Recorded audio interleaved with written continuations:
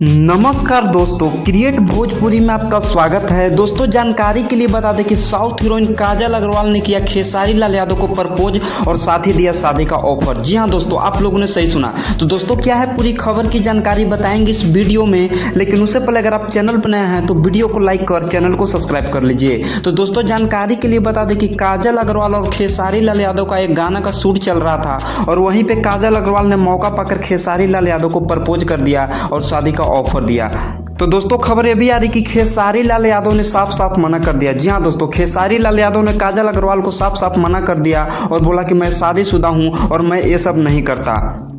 तो दोस्तों जानकारी के लिए बता दें कि खेसारी लाल यादव के इस फैसले को सुनकर उनके फैंस काफ़ी खुश हैं और खेसारी लाल यादव को काफ़ी जय जयकार कर रहे हैं। तो दोस्तों क्या खेसारी लाल यादव ने सही किया है गलत किया है कमेंट बॉक्स में ज़रूर बताइएगा।